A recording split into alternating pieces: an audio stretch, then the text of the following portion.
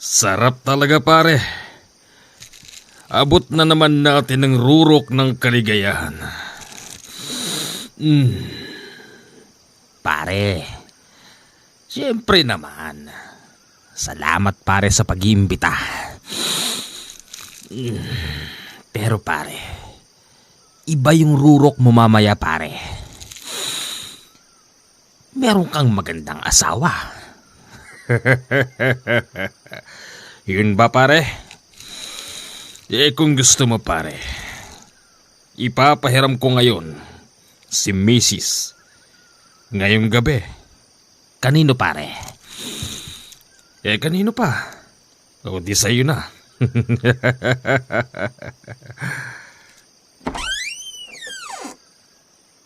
Arde? Bonet? Nay, nandito po ako sa kwarto, inay. O pare, ayan na pala yung maganda kong asawang si Gemma. Sa'yo na pare. Sayo na. Ano ba yan, Bonet? Paring Lontok, sige na, makakauwi ka na. Mare. O pare. Pasensya ka na. Pinaubaya ka sa akin ni paring Bonet ngayong gabi. Kaya, sa ayaw at sa gusto mo, akin ka ngayon.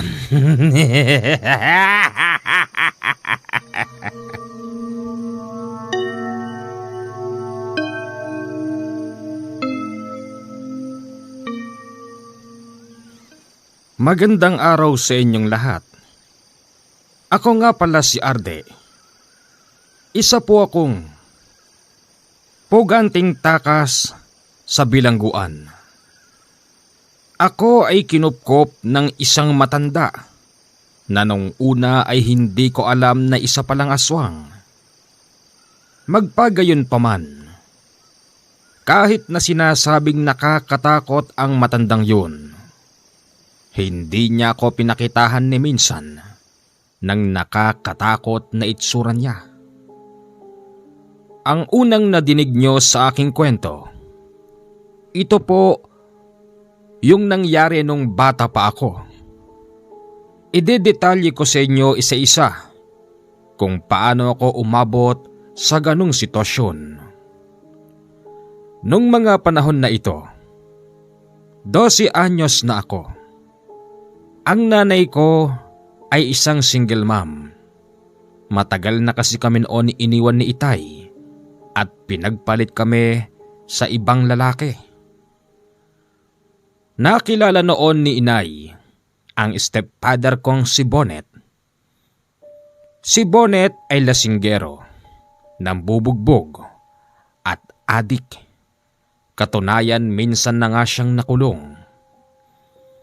Sa gabing yun, kitang-kita ng aking mga mata kung paano sila gumamit. At ang mas hindi ko pa natatanggap, ipinagahasa ni Bonet sa kumpare niyang si Lontok ang nanay kong si Gemma.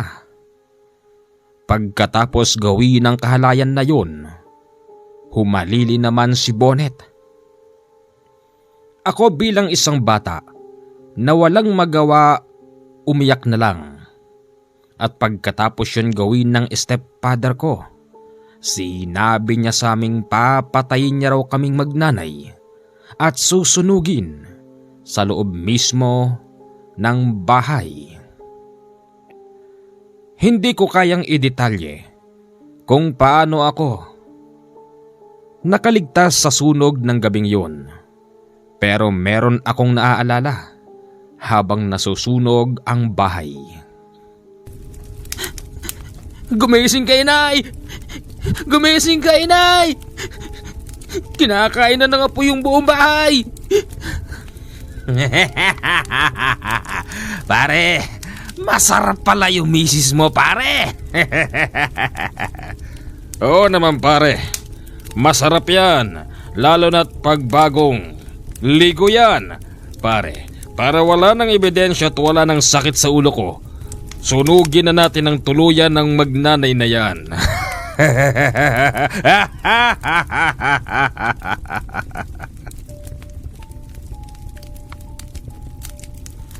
Pagkatapos noon, Commander, nawalan na ako ng malay dahil sa napakakapal na usok na nalalanghap ko habang kami ay nasa kalagitnaan ng bahay.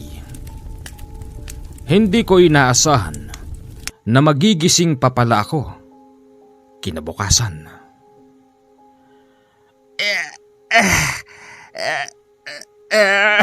Huwag kang masyadong kumilos. Bata, hindi ka pa magaling. Marami kang sugat sa katawan. Nasaan ako? Ang nanay ko. Wala na ang nanay mo. Hindi ko na siya naisalba. Kasama siya sa natupok sa bahay niyo kagabi. Ha? Ano? Imposible.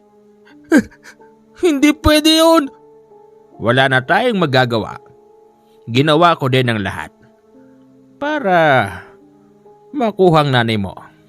Kaya lang, masyado nang lumalakas ang apoy. Kaya ikaw lang ang naisalba ko. Yung dalawang adik, yung stepfather kong si Bonnet tsaka yung kumpare niyang si Luntok. Nasaan na sila ngayon? Habang nasusunog yung bahay niyo, umalis na yung dalawa. Iho, kung gusto mo bumalik tayo ngayon doon, baka sakaling kahit papano may makuha tayo sa parte ng katawan ng nanay mo. Sige po. Sino po pala kayo? Tawagin mo na lang akong Lolo Paulino. Ako po si Arde. Arde, wala ka nang mapupuntahan pa. Wala nang ibang magmamahal sa'yo. Kung hindi ako na lang. Halika, puntahan natin ang nasunog niyong bahay. Pinuntahan namin, Commander, ang bahay. Pagdating namin doon, apulado na ang apoy. Tapos may mga tao sa paligid. Kasalukuyan nilang kinukuha ang natira sa mga buto ni inay. Gusto ko sanang lumapit pero pinipigilan ako ni Lolo Paulino. Sandali lang mga kasama. Pwede bang makuha yung natirang buto ng nasunog? At bakit sino ka? Ako si Paulino. Ako ang uncle ng babaeng nasunog. Sigurado ka ba dyan? Sinong nakakakilala sa matandang to? Maski isa walang nagsabing kilala ang matanda. Hanggang sa ako na ang nagtaas ng kamay. Nanay ko po siya, sir. Nanay ko po siya. Kukunin po namin yung natira sa kanya. Oh, nanay mo pala siya. Nasaan ka nang maganapang sunog? Sir, alaga ko ang batang ito. Nabalitaan lang namin kaninang maga na nasunog ang bahay at kasama nga dyan si Gemma. Ang batang ito ay nasa bahay ko habang ganyan ang sitwasyon dito kagabi. Ngayon kukunin na namin ang buto ni Gemma at kami nang bahalang magpalibing. Sir?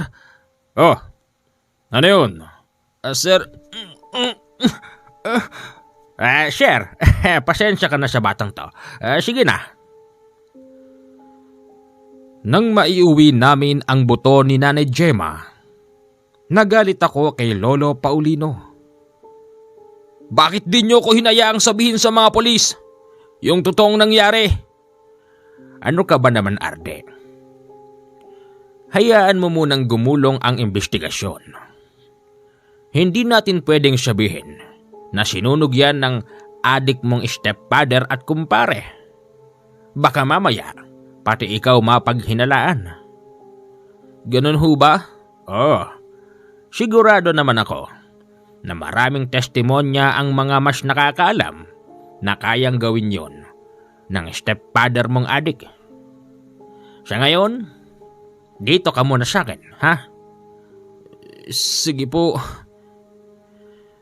Nilibing namin si Nanay Gemma sa sementeryo ng aming baryo.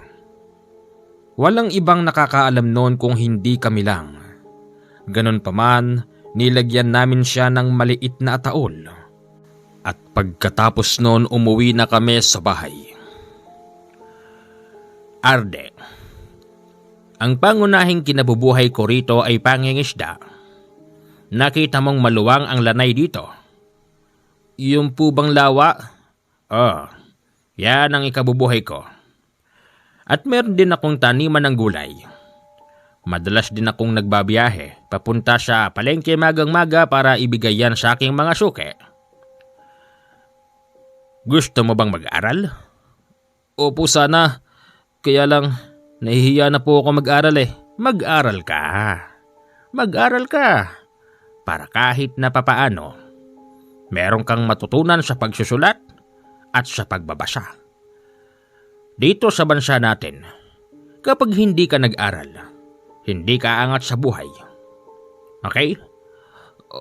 Opo. Napakabait ng matandang yon sa akin, Commander. Ni minsan hindi ako sinigawan, pero inuutusan niya ako. Kahit mabigat na buhatin pinabubuhat niya sa akin. Sabi nga niya, hindi naman porket pinatira kita rito sa bahay, ay ituturing na kitang prinsipe.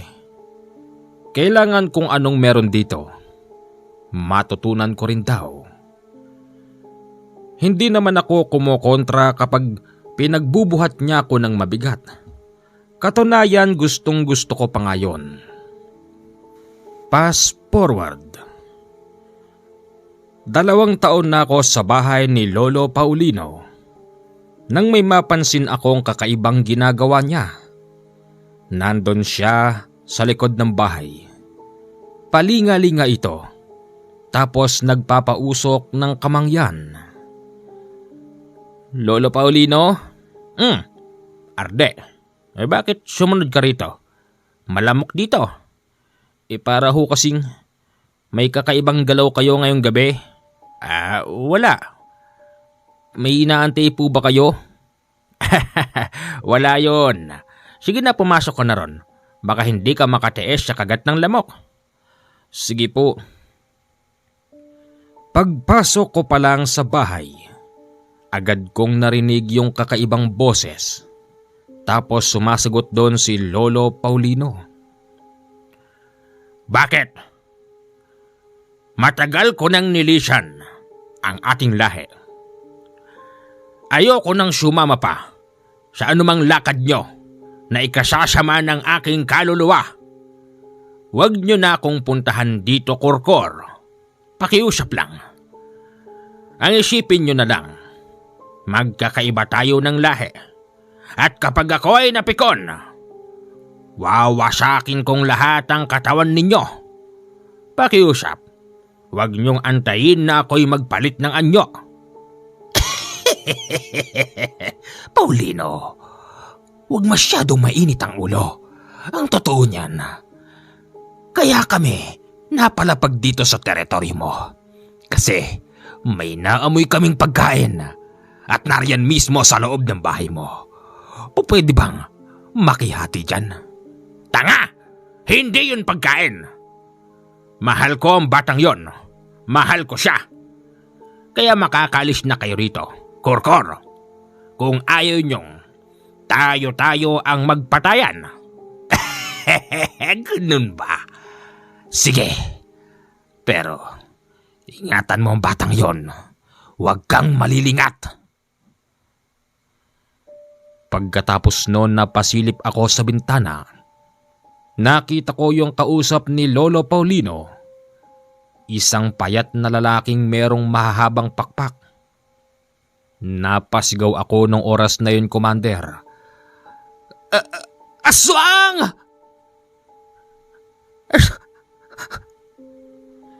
Pagkatapos ng malakas na sigaw ko, para bang wala nang lumalabas sa bibig ko. Kasi tinignan ako noon ni Lolo Paulino na para bang nagpakawala ito ng orasyon upang ako'y matahimik nung oras na yun. Pag-alis ng mga lalaki, nilapitan ako ni Lolo Paulino at nagsabing, Arde, yung mga nakita mo, wala yon. Wag na wag mo yan ikukwento sa iba. Lolo Paulino, sino ho ba kayo? Tsaka, ano yung mga narinig ko? Sige, hindi na ako magtatago pa sa'yo. Aminin ko sa'yo, Arde. Isa akong aswang. Aswang? Kumalma ka lang. At hindi basta aswang. Isa ako sa mataas na uri ng aswang. At ako'y matagal na ring nagbago. Totoo yan. Kung masama ako, Arde, sana nung una pa lang, ginawa na kitang aswang. At sana, kinain na kita. Pero hindi ko yun ginawa. Kasi Arde, nagbago na ako. Naintindihan mo? Totoo po ba talagang ang mga aswang kumakain ng hilaw na laman? Maging ako. Ginawa ko yon nung araw. Pero noon yun. Hindi na ngayon, Arde. Dahil nagbago na ang Lolo Paulino. Patawarin mo ko, iho. Patawarin mo ko sa mga nakita mo sa akin. Sana, huwag kang magbago. Opo. Simula nun, Commander, hindi ko na siya nakitaan pa ng kakaiba. Madalas din namang kaming nakikitungo sa kapwa-tao at ni maski isa sa mga yon, walang nakakaalam ng lihim ni Lolo Paulino. At kung ano ang kinakain niya, ganun din ang kinakain ko. Sa pagkakaalam ko, takot sa asin at sa bawang ang mga aswang. Pero sa aking napansin sa ilang taong paninirahan ko sa kanya ng mga panahon na yun, naglalagay siya ng asin sa pagkain at sinasahugan din ng bawang ang mga niluluto. Kaya nga minsan, napapaisip akong, may katotohanan kayang aswang si Lolo Paulino? Fast forward. 25 anyos na ako, Commander. Malaki na ang ipinagbago sa akin. Pumunta ako noon ng Maynila upang maghanap ng ikabubuhay. Pero bago yon, sabi sa akin ni Lolo Paulino, hindi naman daw kailangan lumayo sa aming bayan at kung pera lang ang pag-uusapan, kumikita naman kami doon at hindi rin naman kami nagugutom. Pero sinabi ko kay Lolo Paulino, tama nga naman na hindi tayo nagugutom. Tama nga naman na hindi tayo nakukulangan ng pera. Pero ang hinahanap ko ay experience sa buhay. Gusto kong mabago ang mundong aking ginagalawan. Kasi sa ilang taon na ako'y namalagi sa bayan na yun, puro na lang lawa, bukid, palengke, bahay. Nagsasawa na ako sa ganung buhay, kaya't nung kaya ko nang tumayo sa sarili kong paa, umalis na ako kay Lolo Paulino. Sa pagpunta ko sa Maynila, nag-apply ako sa isang mayaman na tao at ako'y idinistino niya sa malaki niyang grocery store dyan sa banda ng Quezon City, pero hindi ko na lang sasabihin kung saan doon.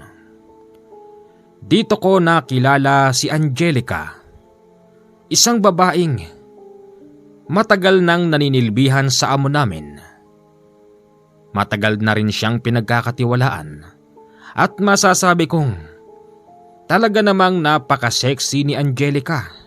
Maganda, malambing, maganda ang mga mata at higit sa lahat, single.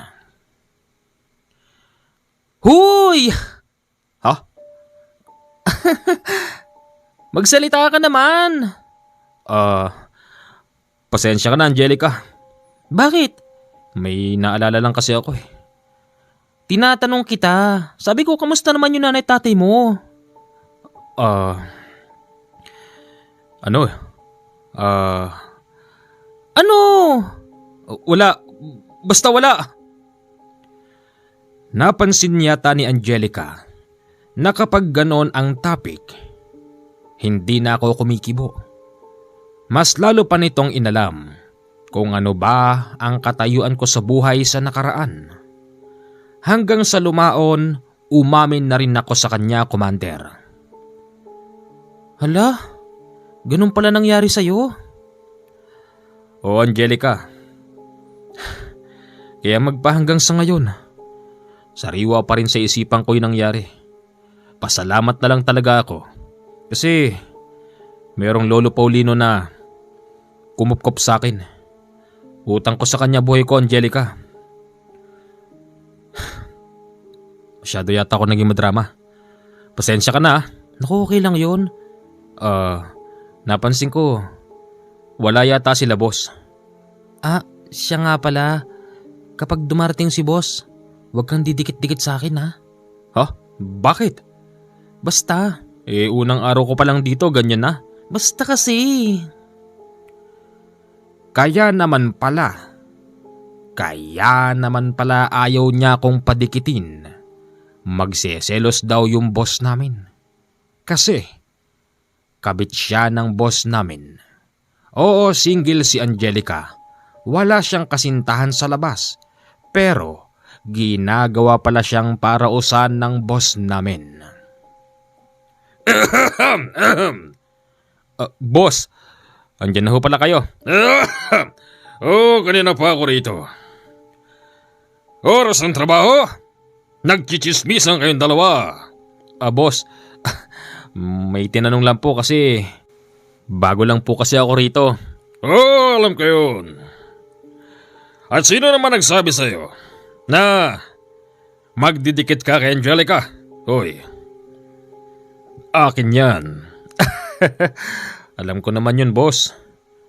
Ano? Boss, nasabi ko na po sa kanya pero wag po kayong mag-alala. Katulad din po ng ibang mga tauhan dito, hindi po siya magsasalita. Mabuti naman kung ganoon at nagkakaintindihan tayo. Ikaw, at ikaw. Alam nyo sa lahat ng ayoko, yung tinatabihan si Angelica at hinahawakan ng kamay. Mahuli pa kita, Arde. Papatayin kita. Boss naman, patay agad? Oo, dahil hindi ako nagbibigay ng ikalawang pagkakataon. Baka akala mo, makukulong ako? No, I said no. Kaya kong baligtarin ng batas sa pamamagitan ng aking salapi.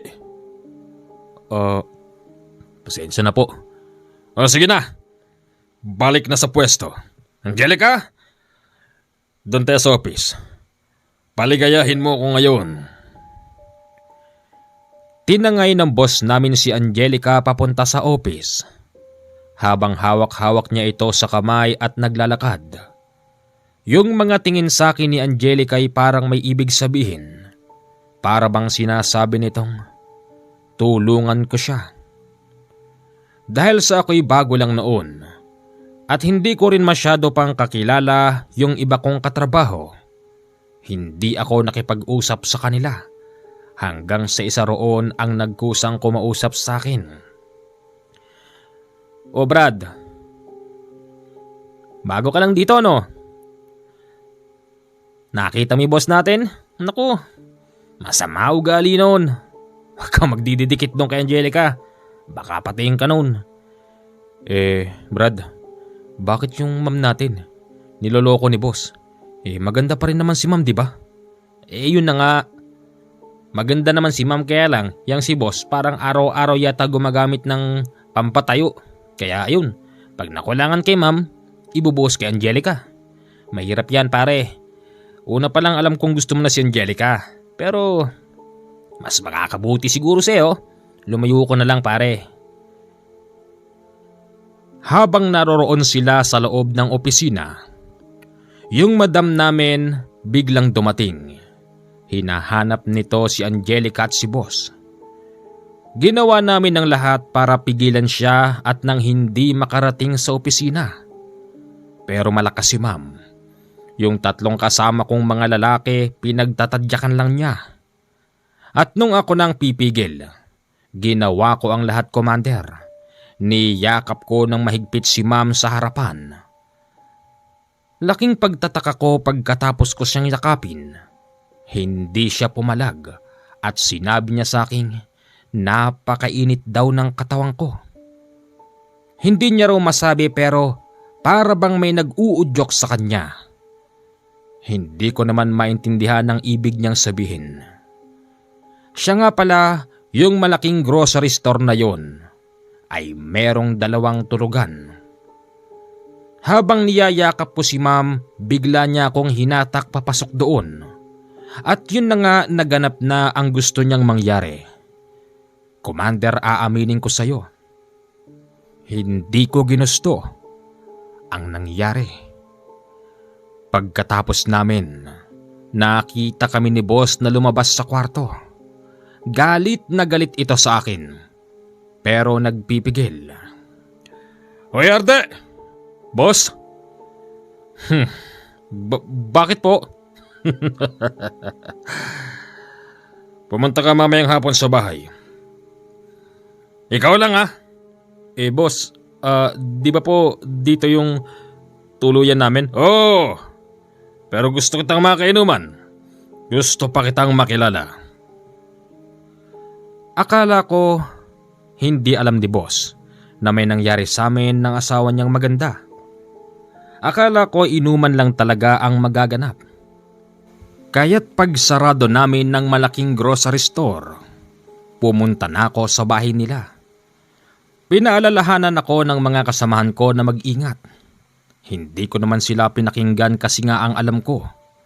Hindi alam ni boss na may nangyari sa amin at mukhang malaki pa rin ang tiwala niya kay madam. Malabong malabo raw na patulan ako nito. Hoy, dito ako! Dito sa garden. Boss, magandang gabi po. Magandang gabi naman. Pinapunta kita rito kasi kung di mo lang naitatanong. Lahat ng mga bago kong tauhan, iniimbita ko rito sa sarili kong bahay para makaharap ko naman. Tagay ka. Opo boss, salamat po. Iho, matanong lang kita.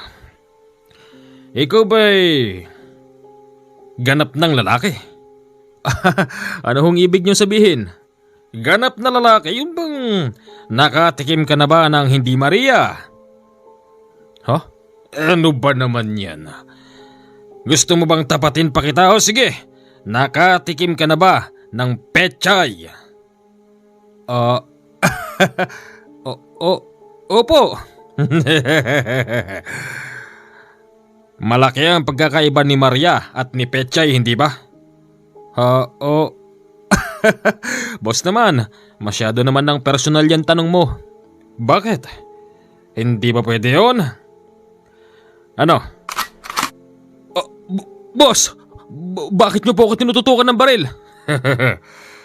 Akala mo siguro hindi ko alam na natikman mo yung pechay ng asawa ko? Ha?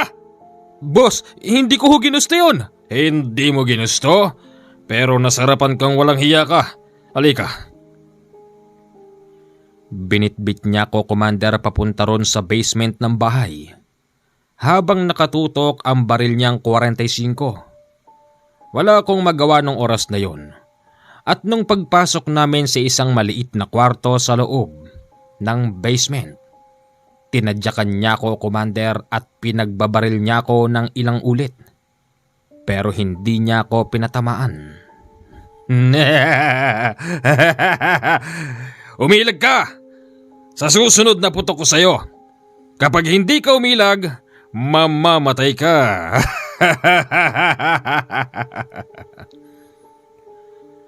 Inubos niya yung laman ng magasin.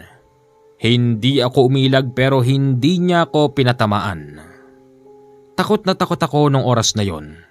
Takot na baka kapag nagpalit siya ng magasin patamaan niya na ako, Commander. Sinarado niya yung pintuan pagkatapos noon at ako na iwang luhaan at tulala sa loob ng isang napakadilim na kwarto sa basement ng bahay. Sa gabing yon ininda ko ang bugbog na ginawa niya sa akin. O tama kayo, binugbog ako ni boss. Hindi ako nakatulog hanggang sa maramdaman ko na lang bumukas ang pintuan. Nakita ko na naman si boss. Lasing na lasing. Tinututukan niya ako ng baril. Sa pagkakataon na yon sinigurado ko na, Commander, nang laban na ako at naagaw ko yung baril niya. Aksidenteng naputukan yung ilalim ng panga niya dahilan ng kanyang kinamatay. Tinangka kong tumakas nung oras na yon. Kaya lang, mabilis din akong nasa kote ng mga pulis. Commander, ako po ay nakulong. Sa pagkakatanda ko, kalahating taon ako noon nakulong. Tapos nang ililipat na ako, Commander, doon ako nagkaroon ng pagkakataon para tumakas. Hindi lang sa mga pinikula nakikita, yung kapag itinatravel na ang isang suspect, ibinababa sa kakahuyan tapos pinagbababaril. Pinababa nila ako at tinanggalan ng posas. At sabi pa sa akin noon, kapag ako rin nakatakas, sa akin na raw ang buhay ko. Kung saan-saan ako nasuot ng oras na yon habang ako'y tinutugis ng baril. Hanggang sa hindi na nila ako inabutan. Pamilyar sa akin ang lugar na yon. Kaya't alam ko ang aking sasakyan. Ang una kong ginawa, umuwi ako kung saan ako lumaki. Nagpunta ako noon sa bahay ni Lolo Paulino at nang makita niya akong gano'n ang sitwasyon, awang-awa siya sa akin. Ano nangyari sa'yo? Lo, nakapatay ako ng tao. Galing ako ng kulungan. Ano? Diyos ko naman, Arde. Hindi kita pinalaking ganyan. Lo, tulungan mo ako. Hindi ko naman ginusto yun eh.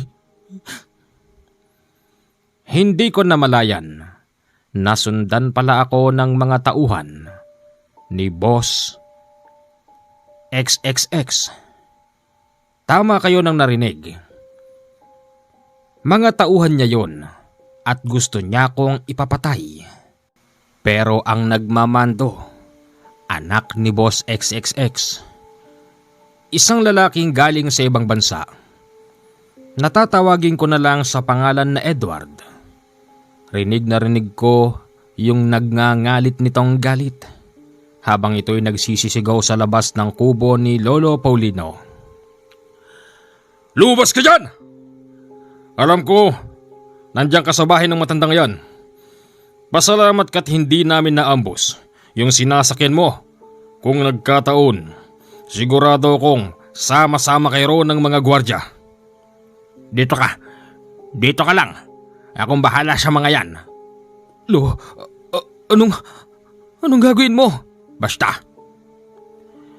Lumabas si Lolo Paulino ng kubo at hinarap yung mga lalaking di baril. Bakit? Tinanong mo na ba kung sinong may kasalanan? Hindi na importante yun. Ang importante sa akin, mamatay ang taong yan. Yan naman ang hirap sa'yo. Masyado kang kinonsinte ng magulang mo. Hindi ko na muli pang narinig nagsalita si Lolo Paulino. Bagkos sunod-sunod na putok na ang narinig ko noong oras na yun. Kasabay din noon ang nakakatakot na angil. Bahagya akong sumilip at nakita ko pinagbabaril ng mga lalaki ang isang nakakatakot na halimaw. Tapos nilalabanan sila noon. Winawarak ng halimaw ang katawan ng mga lalaking di baril. Ayon sa aking pagkakatanda, 7 lalaki yon, pang-7 yung anak ni boss. Nung sinisilip ko na bandang huli, Yung mismong anak na ni boss ang hinaharap ng isang halimaw. Wag! Wag! Anong wag? Akala nyo siguro hahayaan kong kunin nyo ang apo ko? Hindi! Aalis na ho ako. Patawarin niyo ho ako. Pasensya ka na. Pero huli na ang lahat. Gamit ang matatalas na kuko, maniwala kayo o hindi, hinati ng halimaw ang katawan ng anak ni boss. Sa madaling sabi, walang nagawa ang mga baril. As in wala. Ayos ka lang ba? Lolo, kayo ba yung halimaw? Hindi ba sinabi ko sa iyo noon na ang Lolo Paulino ay siyang aswang? At hindi lang basta aswang, mataas na uri ng aswang. Alam mo, Arde, itinuring kitang kadugo, kaya kahit nagkamali ka pa, pero nasa katuwiran, ipaglalabang kita hanggang kamatayan. Siya nga pala, meron akong balita sa iyong stepfather. Sino? Si Bonnet? Oh, at dun sa kumpare niyang si Lontok. Bumalik sila doon sa inyong baryo. Sabihin mo lang, Arde, at ako mismo ang papatay sa kanila. Para bang umakyat yung lamig mula sa aking paa hanggang sa ulo. Tahasan kong sinabi kay Lolo Paulino na ako na ang gagawa nun. Sige, pero babantayan kita. Siguraduhin mong makakaligtas ka. Opo, Lolo. Nagpalipas kami ng 1 linggo. Pagkatapos noon, pinuntahan namin kung saan nagtatago si Bonnet at si Luntok. Doon lang din pala, sa bahay ni Luntok, naglalagi ang dalawang yun. At inabutan ko pa na kasalukuyan silang gumagamit ng ipinagbabawal. Sarap talaga, pare. Alam mo, pare, di ko makakalimutan yung lasa ng misis mo, pare. Kakaiba yung sarap, pare. Para bang feeling ko nakarating ako sa langit at nabangga ko si San Pedro, pare. Pare, magpahanggang ngayon, hindi mo pa rin makakalimutan. Kung gusto mo, pare, maghanap tayo ng katulad ni Gemma. Sige, pare. Total, naban na tayo sa dati nating pinuntahan. Ngayong bumalik na tayo rito sa ating bayan, hanap tayo ng panibago. Yung malasa. Sige, pare. Sige. Oh, ano yun? Aba, lintek. Sino yung nambabato ng bote dyan? Ano? Talo-talo na ba tayo? Magandang gabi ho. Sino ka? Hoy, i-score ka ba? Magsalita ka! Oo, i-score ako. Pero ang i-scorein ko kayong dalawa. Yan ang gusto ko, yung dumadalaw dito, yung mga bulero. Magkano ba? 45. 45? Hoy, ano akala mo rito, ha? Hindi na ako nagpatumpik-tumpik pa, Commander. Naglabas ako ng 45 na baril. Pinagpuputokan ko silang dalawa. Oo, pinagbabaril ko sila, Commander, hanggang sa lumabas ang kanilang utak. Pagkatapos noon, naluhod ako at naiyak. Naalala ko si Inay. Sabi ko sa aking sarili, kung sakaling ako'y makukulong sa pagkakataon na yun, mas maluwag kong tatanggapin kasi nga't talagang sinadya ko silang patayin. Hindi katulad ng pagkamatay ni Bossing XXX. Hindi nagtagal, may mga dumarating na tao. Hanggang sa nakita ko si Lolo Paulino. Dumarating siya, Commander, at agad niya akong binitbit. Sa payat at sa katandaan ni Lolo Paulino, napakalakas pa nito. Nagawa niya akong itakbo papalayo at papabalik sa bahay. Eto pera. Umalis ka na, sige na. Mauna ka nang umuwi ng Mindanao. Nariyan ang address. Susunod ako doon. Lilinisin ko lang ang problema. Pero lolo, Sige na. saan ko yun ah? Sa kasamaang palad, Commander, ako po ay nadakip ng pulis. Opo, tama kayo. Nadakip po ako ng pulis at muli akong ibinalik sa kulungan. Mahabang panahon akong nakulong. Nagpakabait ako sa loob hanggang sa ako'y nabigyan ng pardon. Matanda na rin ako noon, Commander, pero paglabas ko ako'y nakapangasawa pa. At yung napangasawa ko isang tindera sa palengke dyan sa Quezon City at nagkaanak pa kami ng isa. Sabi ko sa aking asawa, pwede bang pakisulat naman ang aking karanasan at ipapadala ko sa iyong YouTube channel, Commander. Alam ko naman ang iyong email at sa pamamagitan ng aking email, alam kong mababasa mo ito. Muli po, ako si Ardy, isang masugid mong taga-subaybay. Maraming salamat po sa iyong channel, Commander JH. Mabuhay ka. Okay, hindi po ito kanole story.